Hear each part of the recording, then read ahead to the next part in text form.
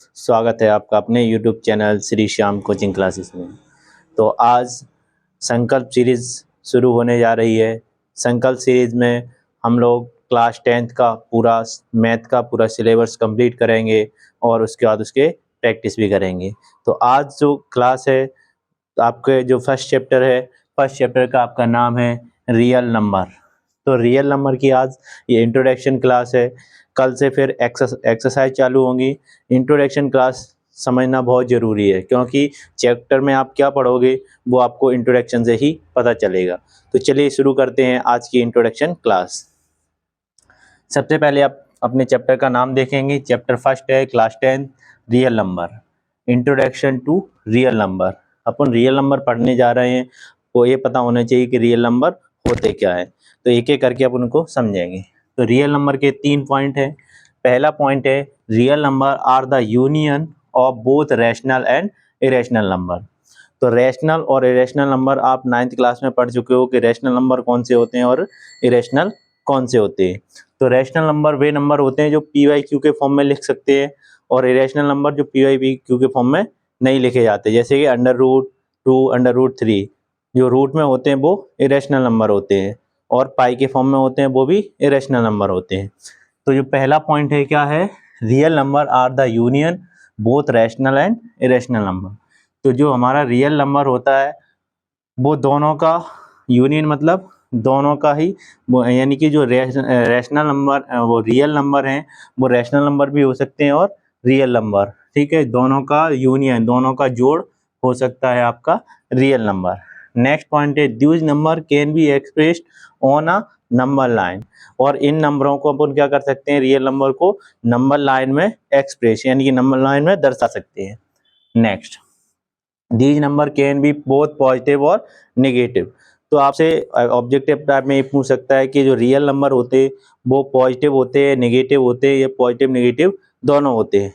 तो जो real number होते हैं वो पॉजिटिव और नेगेटिव दोनों हो सकते हैं। तो आइए इसका एक एग्जांपल देख लेते हैं कैसे नंबर लाइन में दर्शाया जा रहा है। जैसे मान लीजिए यहाँ पे 1 2 3 ऐसे लिखा हुआ, ये सब का आपके क्या है, रियल नंबर हैं। और रैशनल और रेशनल कैसे होते हैं, जैसे कि इसके बीच में क्या लिख सकते हैं अपन, 3/2 लिख सकते हैं ना।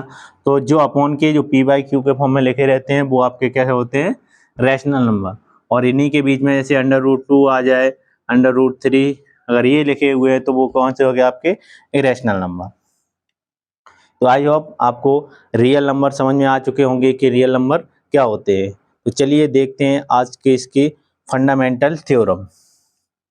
Fundamental theorem of arithmetic. Fundamental theorem of arithmetic क्या कहती है, every composite number can be written as a product of prime in one and only way. Fundamental theorem of arithmetic क्या कहती है कि प्रत्येक कंपोजिट नंबर, अपन प्रत्येक कंपोजिट नंबर को किस फॉर्म में लिख सकते हैं, प्राइम नंबर के प्रोडक्ट के फॉर्म में लिख सकते हैं। क्या, एक बार मैं फिर दोबारा से रिपीट कर रहा हूं कि every composite number can be written as a product of prime in one and only way. प्रत्येक कंपोजिट नंबर को किस में लिख सकते हैं, प्राइम नंबर के प्रोडक्ट के फॉर्म में लिख सकते हैं। एग्जाम्पल से एक बार अच्छे से समझते हैं। जैसे 24 लिखा हुआ, तो 24 के अपन क्या करेंगे, सबसे पहले फैक्टर किए, फैक्टर करेंगे, 2 से होगा 12, 2 से 6, 2 से 3, 3 से 1। तो इसको अपन 24 को क्या लिख सकते हैं, 2 × 2 × 2 × 3।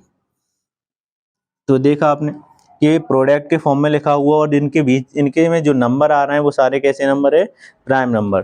तो और ये जो 24 है कंपोजिट नंबर। आई होप आपको पता होगा कि कंपोजिट नंबर क्या होते हैं। कंपोजिट नंबर वे नंबर होते हैं जिनके 2 से ज़्यादा फैक्टर होते हैं, वो कंपोजिट नंबर होते हैं।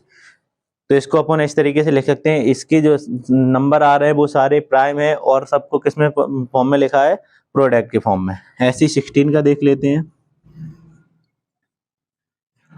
16 को क्या लिख सकते हैं, 32 15, 3 से जाएगा 5, 5 से 1। तो इसको भी अपन किस तरीके लिख सकते हैं, 2 × 2 × 3 × 5।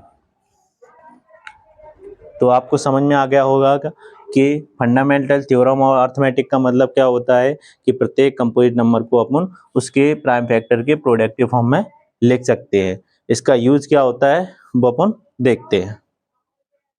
तो आई होप आपको fundamental of theorem of arithmetic समझ में आ गया होगा।